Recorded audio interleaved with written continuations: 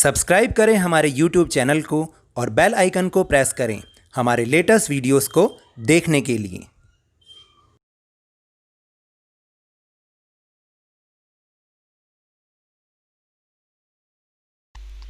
Hello and welcome to Lavneesh sir की class. आज की ये शिक्षा निदेशालय राष्ट्रीय राजधानी क्षेत्र दिल्ली की वर्कशीट नंबर 2 जो कि क्लास 8वीं के स्टूडेंट्स के लिए ही है, यह ली गई है सामाजिक विज्ञान विषय की पाठ्य पुस्तक संसाधन एवं विकास के पाठ नंबर 1 संसाधन से। और आज की इस वर्कशीट में हम जिस टॉपिक को हम समझेंगे वह है प्राकृतिक संसाधन। अगर आपको याद हो तो हमने पिछले सप्ताह भी यही पाठ पढ़ा था और उसमें ये पढ़ा था कि किस तरह से संसाधन हमारे काम में आते हैं। आज हम प्राकृतिक संसाधनों पर ज़्यादा जोर देंगे और समझेंगे कि प्राकृतिक संसाधन किस प्रकार के होते हैं, कितने प्रकार के होते हैं और मानव निर्मित संसाधन कौन से होते हैं और इन प्राकृतिक संसाधनों का क्या महत्व है। तो चलिए शुरू करते हैं मेरे साथ और समझने का प्रयास करते हैं। वर्कशीट 1 में हमने जाना था कि वैसे सभी चीज़ें जिनकी कुछ उपयोगिता अथवा प्रयोज्यता होती है वे संसाधन कहलाती हैं। आम शब्दों में कहूँ कि जो चीज़ हमारे काम में आती है, जो भी चीज़, वो सब संसाधन है। अगर कोई वस्तु हमारे काम में नहीं आ रही, हमारे उद्देश्यों को पूरा नहीं कर रही, तो वो संसाधन नहीं है। इस उपयोगिता का कोई आर्थिक मूल्य हो ये भी जरूरी नहीं है। जैसे देखिए बहुत सारी चीज़ें ऐसी हैं, जैसे लकड़ी से फर्नीचर बन रहा है, उसका आर्थिक मूल्य है, ठीक है। इसी तरह से जो हम पानी भी यूज़ कर रहे हैं उसका भी तो आर्थिक मूल्य है। लेकिन कई चीज़ें ऐसी हैं जिसका हम प्रयोग तो कर रहे हैं, जो हमारे उपयोग में तो आ रही है, लेकिन उसका आर्थिक मूल्य नहीं है। जैसे एक मनोरम भूदृश्य का कोई आर्थिक महत्व नहीं है, लेकिन वहीं जो धातुओं या जीवाश्म ईंधन का आर्थिक मूल्य होता है और दोनों ही हमारे लिए महत्वपूर्ण संसाधन है। जैसे अभी हमने बताया कि एक मनोरम भूदृश्य, यानी जब हम पहाड़ों पे जाते हैं घूमने, आप भी जाते होंगे, तो वहाँ का दृश्य देख के क्या होता है, हमारा मनोरंजन होता है, हमें एक आत्मिक सुख मिलता है, शांति मिलती है, यानी उससे हमारी ज़रूरत तो पूरी हुई, लेकिन उसके लिए हमें कोई पैसे तो नहीं देने पड़े ना उस दृश्य को देखने के लिए। तो ऐसे ही जो धातुएं हैं, जो खनिज हैं या जीवाश्म ईंधन जिसको हम कहते हैं कि कोयला और पेट्रोल, उसके लिए हमें पैसे देने पड़ते हैं। तो ये जिनका आर्थिक महत्व है वो भी और जिनका आर्थिक महत्व नहीं है वो भी, ये दोनों के दोनों ही संसाधन हमारे लिए महत्वपूर्ण हैं। अब प्रश्न यह उठता है कि क्या सभी संसाधन जो हमने पिछली वर्कशीट में वर्गीकृत किए थे एक जैसे स्रोत से ही प्राप्त होते हैं या फिर अलग अलग स्रोतों से?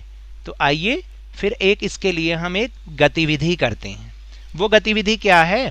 यहाँ पर कुछ पदार्थों के नाम दिए गए हैं, जैसे मिट्टी, खिलौना, वाहन, जंगल, पुल, रेल, खनिज, पर्वत, सड़क, इमारतें, कोयला, फर्नीचर, पेट्रोलियम, प्राकृतिक गैस, सूर्य का प्रकाश, वायु आदि। और आप इसमें और भी बहुत कुछ जोड़ सकते हैं। अब क्या आप इन्हें या अन्य पदार्थों जो आपके परिवेश में आपके चारों तरफ उपलब्ध हैं उनको उत्पत्ति के आधार पर 2 समूहों में वर्गीकृत कर सकते हैं? एक उदाहरण आपके लिए दिया जा रहा है। ये उत्पत्ति के आधार का मतलब है कि वो प्राकृतिक संसाधन है या कि जैसे वो हमें प्रकृति से मिले हैं या कोई मानव निर्मित यानी किसी मानव ने बनाए हैं। तो हम इन 2 कैटेगरी में उसको हम वर्गीकृत कर सकते हैं। तो पहली कैटेगरी हुई प्रकृति से प्राप्त होने वाले, जैसे मैंने अभी बताया प्राकृतिक संसाधन। दूसरा मानवों द्वारा बनाए जाने वाले संसाधन। तो पहला एक तो दे दिया, इसमें मिट्टी तो प्रकृति से प्राप्त होने वाले में दे दिया और मानवों द्वारा निर्मित में खिलौना दे दिया। अभी आपको अलग अलग करके बताना है, तो मैंने थोड़ा सा करा है, लेकिन आप इसको खुद भी कर सकते हैं। आप चाहे तो यहीं पर वीडियो रोक के अपना ये काम खुद भी कर सकते हैं। फिर देखिए, जैसे प्रकृति से प्राप्त होने वाले जब हमने अलग अलग किए तो इसमें जंगल, खनिज, पर्वत, कोयला, पेट्रोलियम, प्राकृतिक गैस, वो भी तो ज़मीन के नीचे से ही मिलती है, सूर्य का प्रकाश, वायु आदि, ये तो सारे हमें प्रकृति से प्राप्त होने वाले संसाधन हैं। और मानवों द्वारा बनाए जाने वाले कौन कौन से? खिलौना, वाहन का मतलब जो हम स्कूटर, कार, बस वगैरह चलाते हैं, पुल, पुल बनाते हैं, रेल, सड़क, इमारतें, बड़ी बड़ी इमारतें, छोटी इमारतें, जो भी, फर्नीचर आदि, ये सारे मानवों द्वारा है। तो हमने इतने सारों में से इन दोनों को अब अलग अलग कर लिया।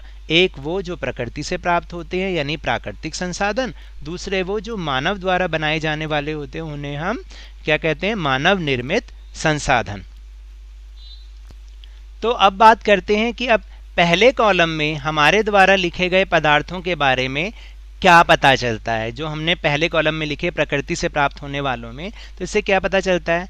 पहला प्रश्न, क्या ये हमारे लिए उपयोगी हैं? बिल्कुल हैं। क्या इन पदार्थों में एक जैसी ही बात है, मतलब दोनों के दोनों एक जैसे ही हैं कि वो प्रकृति का उपहार है या मानव द्वारा निर्मित हैं? ये जो पहले वाले में है वो हमारे लिए प्रकृति का एक उपहार है, जिसे प्रकृति ने हमें उपहार के स्वरूप दिया है। फिर इससे हम क्या सारांश निकाल सकते हैं, इसका मतलब इसका क्या निचोड़ निकलता है। तो इसका मतलब ये है कि कुछ पदार्थ प्रकृति द्वारा प्राप्त किए जाते हैं और जिनका उपयोग बिना किसी संशोधन के किया जाता है, वो कहलाते हैं प्राकृतिक संसाधन। कौन से संसाधन? प्राकृतिक संसाधन, क्योंकि ये हमें प्रकृति से प्राप्त होते हैं और इनमें बिना किसी चेंज के, बिना किसी बदलाव के हम इनको ऐसे के ऐसे ही यूज़ करते हैं। जैसे हवा है, अब हवा को तो हम ऐसे यूज़ करेंगे, उसको कोई और नया रूप थोड़ी दे देंगे। या जैसे सूर्य का प्रकाश है, जैसे कोयला है, अब कोयले को तो हम जैसा कोयला निकलता है हम वैसे ही उसको प्रयोग कर लेते हैं। तो इस तरीके से वो पदार्थ जो कि हमें प्रकृति से मिलते हैं और जिनका उपयोग हम बिना किसी संशोधन, मतलब उसमें बिना किसी बदलाव के कर लेते हैं, वो प्राकृतिक संसाधन कहलाते हैं। फिर बी पार्ट है कि अब क्या सभी प्राकृतिक संसाधन एक जैसे ही होते हैं? तो आइए पता करते हैं। फिर है प्राकृतिक संसाधनों को निम्न दो वर्गों में वर्गीकृत कीजिए। पहला वर्ग है वह पदार्थ जो प्रकृति में असीमित हैं, यानी कभी खत्म होने वाले नहीं, और जो शीघ्रता से नवीकृत भी हो जाते हैं। नवीकृत का मतलब होता है दोबारा से प्रयोग में आने योग्य हो जाते हैं। तो उनमें दो संसाधन हैं, पहला मिट्टी और दूसरा वन। देखिए, मिट्टी भी आपने एक बार यूज कर ली, आप उसको दोबारा भी प्रयोग में ला सकते हैं। ऐसे ही वन होते हैं, पेड़ कटते जाते हैं और अब फिर अपने आप उनके बीज जब जमीन में गिरते हैं तो दूसरे पेड़ उगते जाते हैं और वन दोबारा से जल्दी जल्दी वो नवीकृत होते जाते हैं, यानी उपयोग करने योग्य, दोबारा से उपयोग करने योग्य वो बन जाते हैं। फिर एक पदार्थ वो होते हैं कि जिनका भंडार तो सीमित है, जिनका भंडार सीमित है और जो नवीकृत होने में भी हजारों वर्ष ले लेते हैं। यानी एक पड़े जो असीमित हैं और जल्दी से नवीकृत हो जाते हैं, दूसरे वो कि जिनका भंडार तो सीमित है, यानी कभी ना कभी खत्म होगा, और जो दोबारा से प्रयोग होने के लिए भी हजारों वर्ष ले लेते हैं। तो उनमें जो नाम आता है वो है खनिज। हम ज़मीन से इसको निकालते तो हैं, अब जैसे लोहा है, कोयला है, कच्चा तेल जिससे पेट्रोल बनता है, वो निकाल रहे हैं, लेकिन ये सीमित भंडार वाले संसाधन हैं और इन्हें दोबारा से नवीकृत होने में हजारों लाखों साल लग जाते हैं। तो इसलिए हमें तो इनका जो उपयोग है वो बहुत ध्यान से करना चाहिए। तो चलिए अब हम उपरोक्त का अवलोकन करके ये कह सकते हैं, यानी जो अभी तक हमने पढ़ा उसको पढ़ के हम ये कह सकते हैं कि कुछ प्राकृतिक संसाधन जो प्रकृति में असीमित मात्रा में उपलब्ध हैं और जो शीघ्रता से नवीकृत भी हो जाते हैं, यानी जल्दी प्रयोग करने योग्य भी हो जाते हैं, दोबारा प्रयोग करने, तो उन्हें तो हम कहते हैं नवीकरणीय संसाधन। नाम से भी समझ में आता है नवी, जिनको नवीकरणीय मतलब किया जा सकता है, दोबारा से नया किया जा सकता है। फिर दूसरे संसाधन, वहीं कुछ प्राकृतिक संसाधन ऐसे हैं जिनका भंडार तो सीमित है और वो खत्म भी होने वाले हैं और इन्हें पुनः पूरित होने में हजारों वर्ष का समय लगता है। पुनः पूरित का मतलब दोबारा से हम उसको यूज करें, दोबारा से प्रयोग करें, उसे पुनः पूरित कहते हैं। तो उसको हम कहते हैं अनवीकरणीय संसाधन। इसके बाद फिर यह है कि वैसे इस बात का हमें ध्यान भी रखना चाहिए कि नवीकरणीय संसाधनों का लापरवाही से प्रयोग करने पर भी वो खत्म हो सकते हैं। जैसे जल या मिट्टी असीमित मात्रा में तो उपलब्ध हैं, लेकिन इनका लापरवाही से अगर हम उपयोग करेंगे तो ये फिर आगे प्रयोग करने के लायक नहीं रह जाएंगे। और इसलिए जल तो बहुत ही ज़्यादा महत्वपूर्ण संसाधन है। हम सबको पता है कि अगर हम जल को वेस्ट करेंगे, पानी को वेस्ट करेंगे, तो एक दिन ऐसा आएगा कि हम भी शायद नहीं होंगे, क्योंकि जल से ही हमारा जीवन जुड़ा हुआ है। तो चलिए अब हम अपने प्रश्नोत्तर की ओर चलते हैं और अपने प्रश्नोत्तर को समझने का प्रयास करते हैं। पहला प्रश्न है, प्राकृतिक संसाधन क्या होते हैं? कुछ उदाहरण लिखिए। देखिए मैंने अभी ऊपर अच्छे से समझाया, आप इसका उत्तर खुद भी लिख सकते हैं। कुछ पदार्थ हमें प्रकृति द्वारा प्राप्त होते हैं जिनका उपयोग बिना किसी संशोधन के किया जाता है, उन्हें प्राकृतिक संसाधन कहते हैं। जैसे नदी, मिट्टी और खनिज, जंगल, पर्वत, सूर्य का प्रकाश, वायु आदि।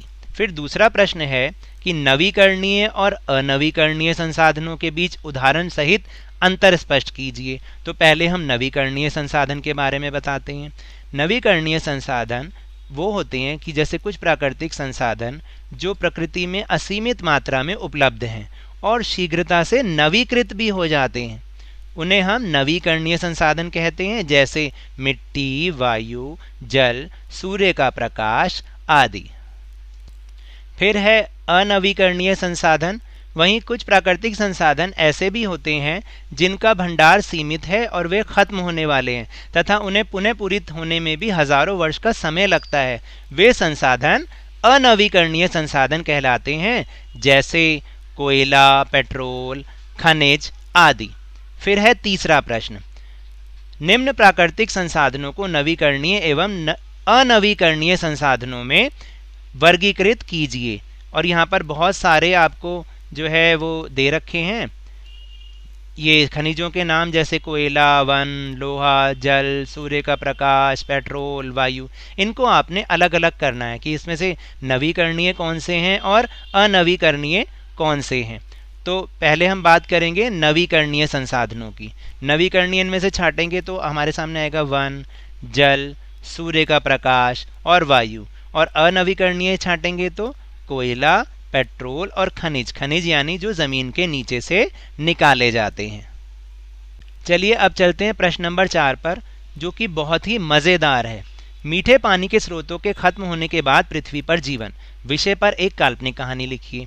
काल्पनिक कहानी यानी मन गढ़ंत कहानी लिखनी है। आपको सोच के बहुत दिमाग लगा के कहानी बनानी है कि अगर मीठे पानी के स्रोत, मीठा पानी खत्म हो जाए, यानी मीठा पानी मतलब पीने का पानी खत्म हो जाए, तो पृथ्वी पर कैसा जीवन होगा। तो मैंने तो यहाँ पर एक काल्पनिक कहानी बनाई, एक सजेशन है। आप भी ऐसी ही कोई कहानी या अपने मन से कोई कहानी बना सकते हैं। तो चलिए शुरू करते हैं। उत्तर, राहुल नाम का एक लड़का था। वह दिल्ली में रहता था और कक्षा 8वीं में पढ़ता था। प्लीज़ अगर किसी का नाम राहुल हो तो बुरा मत माने, क्योंकि ये सिर्फ एक काल्पनिक कहानी है। राहुल की एक आदत थी कि वह पानी बहुत बर्बाद करता था। उसके मित्रों ने, उसके अध्यापकों ने, उसके माता पिता ने बहुत बार समझाया, पर उसकी समझ में नहीं आया। एक रात में वह आराम से सो रहा था। रात को उसने एक भयानक सपना देखा। सपने में देखा कि वह सन 2050 में पहुंच गया है। उस समय की सुबह जब वो सोकर उठा तो उसने देखा बाहर सब लोग प्यास से मर रहे हैं। सभी पेड़ पौधे मुरझाकर टूट टूट कर नीचे गिर गए हैं। हर तरफ लोग चिल्ला रहे हैं, पानी पानी पानी। तो उसे ये दृश्य बहुत ही डरावना लगा। तो उसने एक व्यक्ति से पूछा, भाई क्या हुआ? तो उसने कहा कि पीने का तो सारा पानी ही खत्म हो गया। हमने समुद्र के पानी को पीने की कोशिश की तो वह भी बहुत खारा था। अब हम क्या करेंगे, ये सोचकर सभी परेशान हो रहे थे। अब तो राहुल को भी डर लगने लगा और प्यास भी लगने लग गई। ऐसा तो आपके साथ भी होता होगा कि जब कुछ मुसीबत आती है तो आपको भी और ज़्यादा तनाव होना शुरू हो जाता है। तब राहुल को एहसास हुआ कि मैंने पानी बहुत बर्बाद किया और मेरे जैसे और भी तो लोग होंगे जो ऐसे ही पानी को बर्बाद करते होंगे। अब उसकी समझ में आ गया कि हमें पानी बर्बाद नहीं करना चाहिए और तभी उसकी आंख खुल गई। उसने देखा, अरे ये तो एक सपना था। अब उसकी समझ में आ चुका था कि हमें पानी की एक भी बूंद बर्बाद नहीं करनी चाहिए।